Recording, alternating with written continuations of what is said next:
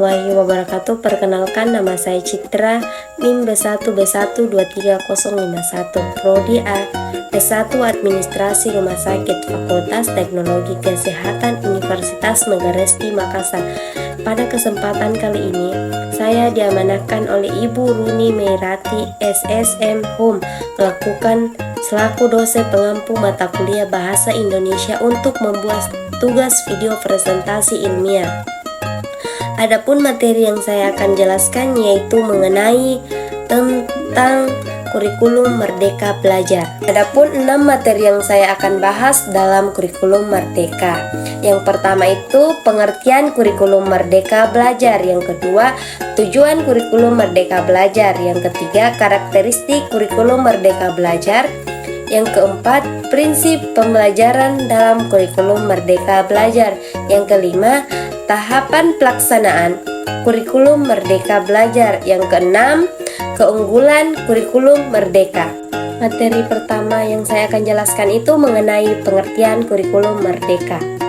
Dalam mengutip laman Kementerian Pendidikan, Kebudayaan, Riset, dan Teknologi, Kemendikbudristek, kurikulum Merdeka adalah kurikulum dengan pembelajaran intrakurikuler yang beragam, di mana konten pembelajaran akan lebih optimal agar peserta didik memiliki cukup waktu untuk mendalami konsep dan menguatkan kompetensi.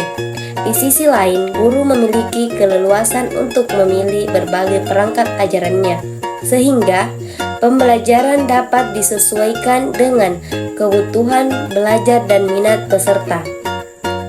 Kurikulum Merdeka memberikan keleluasan kepada pendidik untuk menciptakan pembelajaran berkualitas yang sesuai dengan kebutuhan dan lingkungan belajar peserta didik.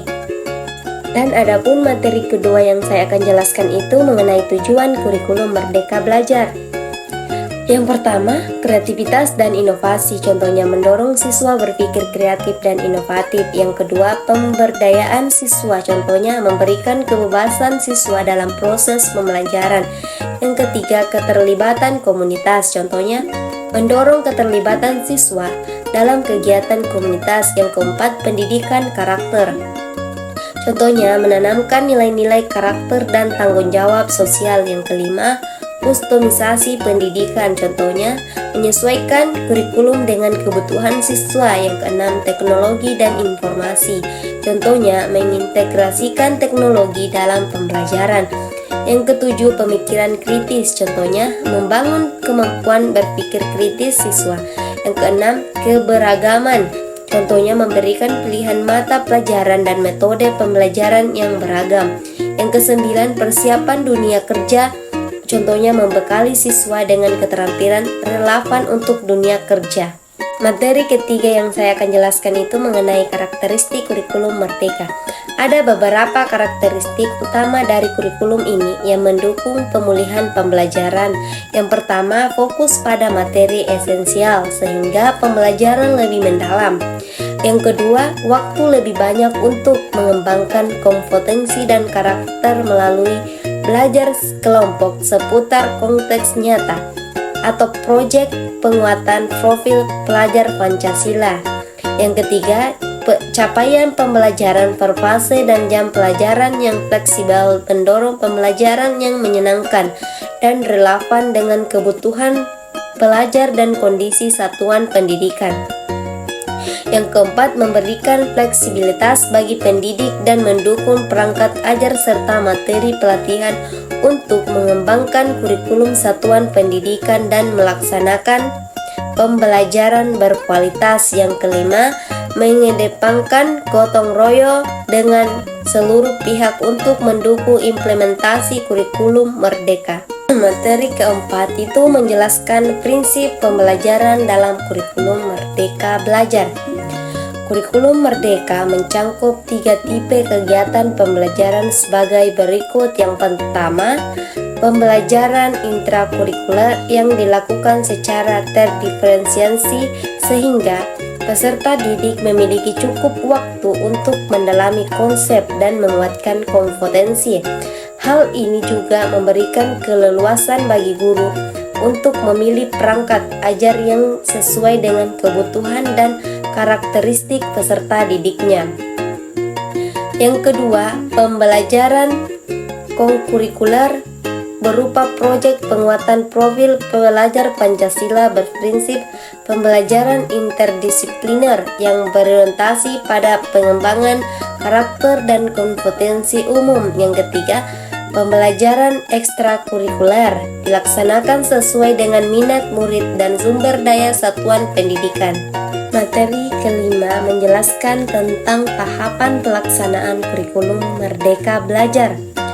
Pelaksanaan pembelajaran dalam kurikulum Merdeka merupakan siklus yang melalui 3 tahapan berikut. Yang pertama, asesmen diagnostik guru, melakukan asesmen awal untuk mengenali potensi, karakteristik, kebutuhan, tahap perkembangan, dan tahap pencapaian pembelajaran murid. Asesmen umumnya dilaksanakan pada awal tahun pembelajaran, sehingga hasilnya dapat digunakan untuk melakukan perencanaan lebih lanjut terkait metode pembelajaran yang sebaiknya digunakan. Yang kedua, perencanaan guru menyusun proses pembelajaran sesuai dengan hasil asesmen diagnostik, serta melakukan pengelompokan murid berdasarkan tingkat kemampuan. Yang ketiga, pembelajaran. Selama proses pembelajaran, guru akan mengadakan asesmen formatif secara berkala. Hal itu dilakukan untuk mengetahui progres pembelajaran murid dan melakukan penyesuaian metode pembelajaran jika diperlukan. Pada akhirnya proses pembelajaran, guru juga bisa melakukan asesmen sumatif sebagai proses evaluasi ketercapaian tujuan pembelajaran. Materi terakhir yang saya akan bahas itu mengenai keunggulan kurikulum Merdeka Belajar, di mana keunggulan atau kelebihan pada pelaksanaan kurikulum Merdeka Belajar di sekolah atau satuan pendidikan. Yang pertama, lebih sederhana dan mendalam. Kurikulum Merdeka lebih berfokus pada materi yang esensial dan pengembangan kompetensi peserta didik pada fasenya.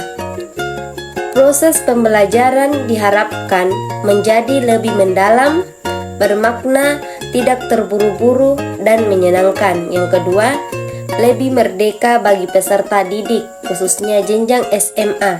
Tidak ada program peminatan di SMA, sehingga peserta didik memilih mata pelajaran sesuai minat, bakat, dan aspirasinya. Guru juga diharapkan mengajar sesuai tahap pencapaian dan perkembangan peserta didik. Sekolah pun memilih wewenang untuk mengembangkan dan mengelola kurikulum pembelajaran sesuai dengan karakteristik satuan pendidikan dan peserta didik. Yang ketiga, lebih relevan dan interaktif.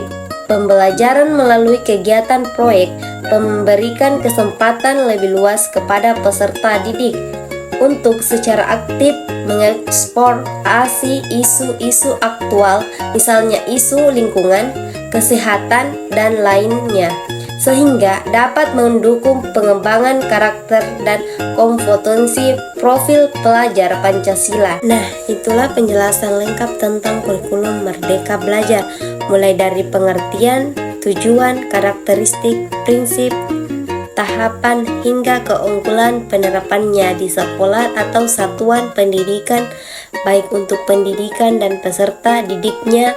Semoga bermanfaat. Itulah dia materi yang saya bawakan. Sebelum mengakhiri, saya ingin mengucapkan selamat ulang tahun yang ke-18 Universitas Megarizky Makassar.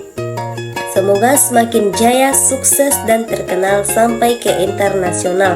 Semoga kampus kita terus menjadi sumber inspirasi, pengetahuan, dan prestasi.